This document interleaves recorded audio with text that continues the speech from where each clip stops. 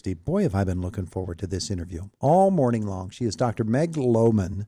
She joins us this morning. Our conversation brought to you by Marcus & Mack, a law firm representing injured people. I am holding in my hands right now a copy of the National Geographic Kids Almanac 2023. And guess what? This is like Meg Lowman's.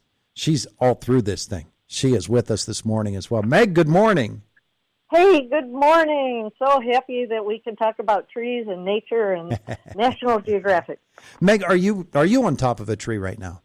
Tell me truthfully. I am. I'm in Florida, and actually, I have a condo on the 7th floor, so I'm looking down at the canopy as we speak. Well, you know, you're known as Canopy Meg, so that's right. It makes perfect sense. You are an arbornaut. That's not an easy thing to say.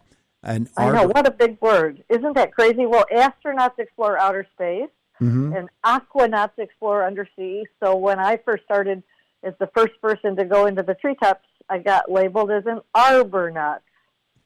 I love it. I absolutely love it. So what do you do in a tree? Well, first of all, the fun part is I had to figure out how. Do you realize that foresters for over 100 years only looked at the bottom of a tree, and the only time they saw the top was if they cut the tree down. So as a curious kid, I thought, wow, I wonder what's at the top. Maybe things are up there.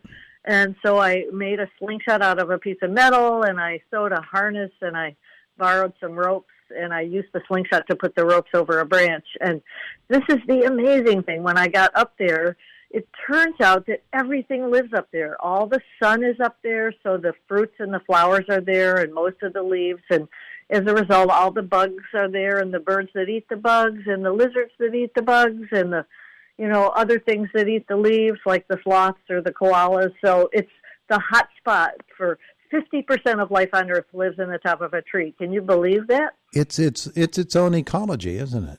Yes, it is. We call it the eighth continent now. In fact, I wrote a book called The Arbornaut, Discovering the Eighth Continent, and it's so new. We never knew this right in our backyards until about 40 years ago is when I first started climbing trees. So I'm assuming, therefore, that you've climbed trees all over the world. I have. And, I do a lot of school talks, and kids do ask me that. How many countries have you been to? So I added them up by counting back in my passport, and it was 46 countries. Wow, that is a lot of traveling. And a lot of climbing, and obviously, kids are going to read this wonderful National Geographic Kids Almanac 2023. They're going to see what you do, and they're going to say to their mom and dad, "Mom, I'll be back at lunchtime. I'm going to climb a tree." Got to do that safely, don't you, Meg? You sure do. Just like riding a bike, you need a helmet, you need safety gear, you need to practice. But the good news is it is very safe when it's done properly. I always tell teachers it's probably safer than crossing a busy street in the city. So you just have to study the methods, and away you go. I did a scout badge on climbing, and so the scouts are doing it. There's all sorts of ways to learn safe tree climbing. I'm sure you meet some interesting characters in trees, feathered and otherwise, depending upon where it is that you're climbing. But I'm sure you discover many things and maybe sometimes you're surprised by what you find in a tree.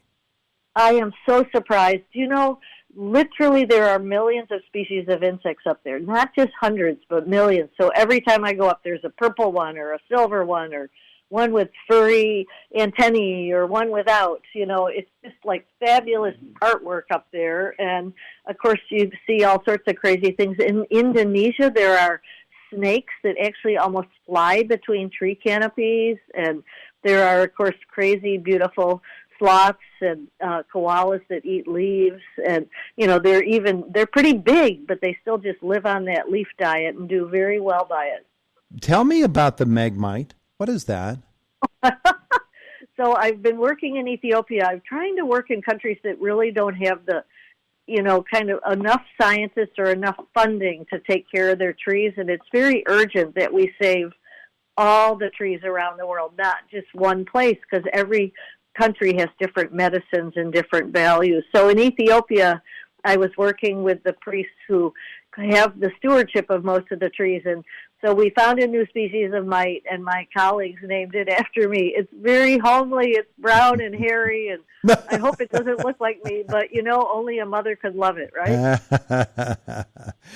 Meg Lowman is with us this morning as we're talking about trees. Meg is an arbornaut. She is one who explores all the time in trees. There's a great picture in the Almanac. And again, we're talking about the National Geographic Kids Almanac 2023. There's a great picture of you in a walkway that goes between the tops of trees. Tell me about that. Sure, and that's the longest one in the world where I'm pictured. It's down in Peru in the Amazon. The Amazon goes from Peru through Brazil to the Atlantic Ocean, of course, and that walkway is a quarter of a mile long, and it's been fantastic for discovering all kinds of new species, and that's where that picture was taken.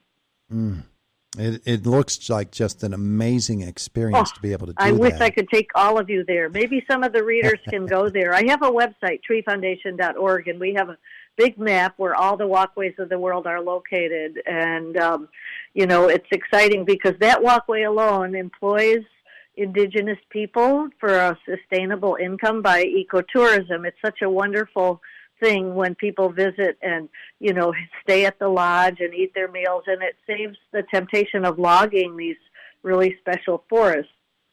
One of the things about the National Geographic Kids Almanac is the challenge. Last year's challenge is detailed in the book. Right beside your page, as a matter of fact, they talk about last year's challenge. But this year's challenge is to imagine me as a tree. What's that all about? How cool is that? I think I might pick a fig tree if I had an essay to write. But you can pick your favorite tree. You get to write a tree autobiography, draw a tree selfie, and there will be prizes. There's a website to submit with rules on the website. So I hope that kids decide to go creative. It's a great way to combine art and science for teachers in schools and do this wonderful 2023 challenge. Yeah, absolutely. It's natgeokids.com/almanac. You get the almanac and you can see that address and read about that and read about Meg and so much more. Meg, when you look at this National Geographic Kids Almanac 2023, I know you don't just turn to the Meg Lowman page. It's kind of hard to do. It's an addictive book, isn't it? Oh, it is. It could be so great. I wished I'd had it when my kids were little in long car drives, or maybe at the dinner table you could pick one page and talk about things. They have everything from maps of the world to the wonders of nature, even a happy page. What makes you happy? And they suggest things like maybe picking a wildflower, but not out of your neighbor's garden, of course. Yeah, well, that's one of the many, many sections in this very colorful book. One of the great things about National Geographic, and particularly National Geographic Kids, is they make it so appealing and so much fun to read through. I'm looking at the culture connection page right now, where you get to learn about other cultures and find things that might be common or uncommon for you, and learn about those other cultures. There's a science and technology section, which I assume would be very appealing to someone like you, Meg. Absolutely. And, of course, the fabulous National Geographic photos. You could never get a book so full of beautiful photos. Yeah. The Wonders of Nature section has a number of those photos. There's picture. The Great Barrier Reef is here. So much to do in this book, almost like you could sit in a tree, in a canopy of a tree. Don't you think big kids as well as little kids might enjoy this? Oh, yeah. Absolutely. And learn so much. Absolutely. And very painless, very fun learning. Yeah. So there it is. She probably takes a hammock with her up into the tree, and she sits and reads her National Geographic Kids. Exactly. Yeah. We have these cool sleeping things called tree boats. They're so cool, but basically it's a hammock that you can tie onto tree branches, and with, mom and dad's permission, you could maybe get a tree boat online and have your own little sleep out in the treetops. Have you slept outside overnight in a tree?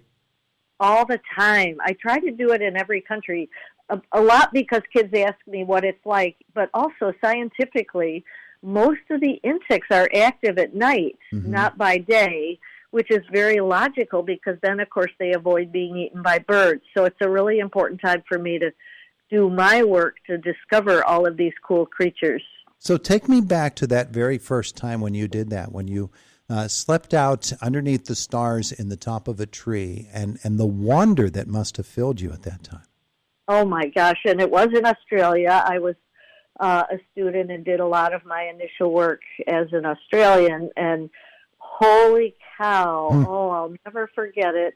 It was up in Queensland, and I was so sure I'd be, kind of floated away by mosquitoes or something, but not at all. There's quite a balanced ecosystem in the rainforest, so the mosquitoes were not a problem. But the noises, the beautiful surround symphony of all those katydids and crickets at night, and a few night birds, and then all the whooshing of the bats and the insects. And if you have a little headlamp, you can spot them and see all of their magnificent colors. So it is really a very different world to be in the canopy at night as compared to the day.